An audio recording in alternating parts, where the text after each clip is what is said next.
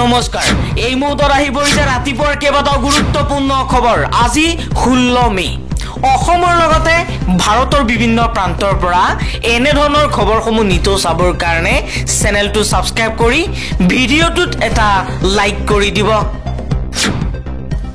এই মুহূৰ্তত জনাইছো এটা গুৰুত্বপূৰ্ণ খবৰ বিজেপি চৰকাৰ গণতন্ত্ৰ আৰু সংবিধান বিৰোধী বিজেপি চৰকাৰৰ বিৰুদ্ধে সৰব হৈ এই মন্তব্য কৰিছে কংগ্ৰেছ নেতা ৰাহুল গান্ধীয়ে প্ৰধানমন্ত্ৰী নৰেন্দ্ৰ মোদীৰ নেতৃত্বত কেন্দ্ৰৰ বিজেপি চৰকাৰ গণতন্ত্ৰ বিৰোধী আৰু সংবিধান বিৰোধী বিহাৰৰ দাৰভাঙ্গা বিশ্ববিদ্যালয়ত এইদৰে আক্ৰমণ কৰিছে কংগ্ৰেছ সাংসদ ৰাহুল গান্ধীয়ে তেওঁ কৈছে এই চৰকাৰ আদানী আম্বানীৰ দৰে বৃহৎ উদ্যোগপতিৰহে চৰকাৰ সাধাৰণ মানুহৰ নহয় मगर वो लोकतंत्र के खिलाफ है संविधान के खिलाफ है जाति जनगणना के खिलाफ है और जो 90% हिंदुस्तान की गरीब आबादी है अति पिछड़ा दलित आदिवासी माइनॉरिटीज ये इन सब के खिलाफ है ये अदानी अंबानी की सरकार है ये आपकी सरकार नहीं है आन एटा खबर पाकिस्ताने भारतर 3খন राफेल विमान ধ্বংস কৰিছে আৰু কেইবাটাও বিমান গুলিয়াই ক্ষতিগ্ৰস্ত কৰিছে এবাৰ এই মন্তব্য কৰিছে পাকিস্তানৰ প্ৰধানমন্ত্ৰী শেহবাজ শৰীফে কিছু সময় পূৰ্বে পাকিস্তানৰ সেনাৰ ঘাটিত উপস্থিত হৈ এই মন্তব্য কৰিছে পাকিস্তানৰ প্ৰধানমন্ত্ৰী শেহবাজ শৰীফে কৈছে গোটে জাতিটোৰ এটা আৰু দুটা ৰূপ আৰু এই যুদ্ধৰ সময়ত গোটে জাতিটোৱে পাকিস্তান বাহিনীৰ সফলতাৰ বাবে দিনে নিশাই প্ৰাৰ্থনা কৰিছে পাকিস্তানৰ প্ৰধানমন্ত্ৰী শেহবাজ শৰীফে কৈছে শত্ৰুৰ 3খন ৰাফেল আৰু অন্যান্য বিমান গুলিয়াই পেলোৱা হয় বিশ্ব আৰু মোদীয়ে তেওঁক বিচৰাৰ দিনলৈকে যিমান দিনলৈকে মোদী জীয়াই থাকিব সিমান দিনলৈকে এই কথা মনত ৰাখিব বুলি মন্তব্য কৰিছে শেহবাজ শৰীফে কেমেৰা এয়াৰবেস ভ্ৰমণৰ সময়তে পাকিস্তানৰ বায়ুসেনাৰ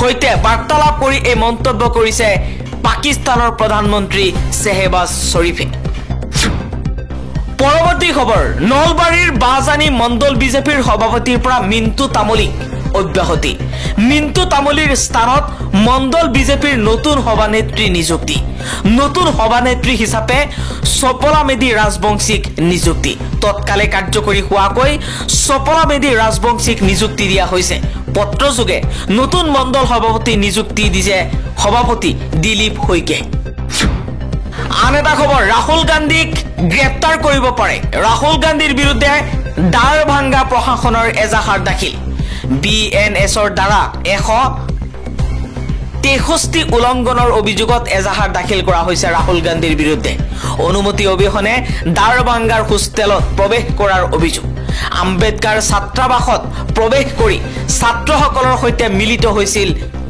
ৰাহুল গান্ধী পৰৱৰ্তী খবৰ যাৰ ইতিহাসেই ব্ৰিটিছৰ বাবে গুপ্তচৰগিৰিৰে ভৰা তেনে লোকৰ পৰা ৰাষ্ট্ৰীয় পতাকাৰ সন্মানৰ আশা কৰিব নোৱাৰি বিজেপিৰ বিধায়ক বাল মুকুন্দাচাৰ্য আৰু ৰাষ্ট্ৰীয় পতাকাক অসন্মান কৰিছে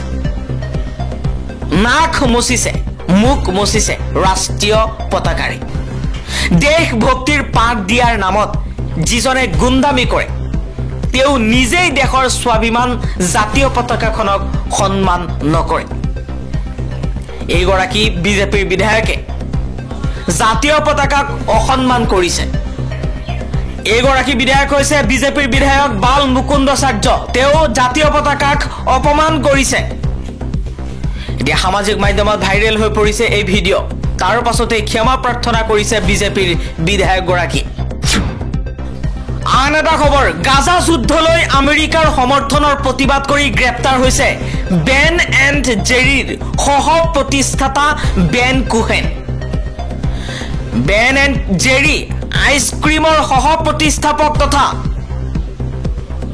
সামাজিক কৰ্মী বেন কুহেনক গাজা যুদ্ধত আমেৰিকাৰ সেনেটে ইজৰাইলক সমৰ্থন কৰাৰ প্ৰতিবাদ কৰাৰ সময়তেই গ্ৰেপ্তাৰ কৰা হৈছে ঘটনাৰ সময়ত স্বাস্থ্য সচিব ৰবাৰ্ট কেনেডি জুনিয়ৰে এক শুনানিত এই বক্তব্য ৰাখিছিল ভাইৰেল ভিডিঅ'টোত কুহেনে স্লোগান দি থাকি থিয় হৈ কোৱা দেখা গৈছে কংগ্ৰেছে বোমাৰ বাবে ধন দিছে তাৰ পাছত নিৰাপত্তাৰক্ষীসকলে তেওঁক টানি লৈ যায়। কুহেনকে ধৰি মুঠ 7জন লোকক বাধা দিয়া বা আঘাত জন্মোৱাৰ অভিযোগত গ্ৰেপ্তাৰ কৰা হৈছে। পৰৱৰ্তী খবৰ, অসমত বিলুপ্ত হৈছে 944টা নিম্ন স্নাতক শিক্ষকৰ পদ। শিক্ষা বিভাগৰ গুৰুত্বপূৰ্ণ সিদ্ধান্ত। চিৰদিনৰ বাবে অসমত বিলুপ্ত কৰা হৈছে 944টা নিম্ন স্নাতক শিক্ষকৰ পদ।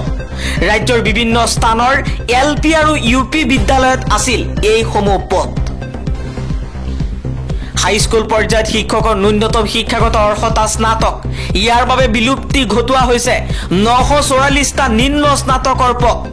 অৱশ্যে ৰাজ্যৰ 118খন চাহ বাগিচা আদৰ্শ হাইস্কুলৰ বাবে নতুনকৈ সৃষ্টি হ'ব 944টা স্নাতক শিক্ষকৰ পদ। লগতে নতুনকৈ সৃষ্টি হ'ব 118খন চাহ বাগিচা আদৰ্শ হাইস্কুলৰ প্ৰধান শিক্ষকৰ পদ। ইয়াৰ বাবে প্ৰয়োজনীয় নিৰ্দেশনা জাৰি কৰিছে মাধ্যমিক সঞ্চালক মমতা হুজাৰে। আন এটা খবৰ, ভাৰত শক্তিশালী হোৱাটো কংগ্ৰেছে বিচৰা নাই। কংগ্ৰেছ হৈছে পাকিস্তানৰ এজেণ্ট। এইবাৰ কংগ্ৰেছক পাকিস্তানৰ এজেণ্ট আখ্যা দিছে শিক্ষামন্ত্ৰী ডক্টৰ ৰণোজ পেগুৱে।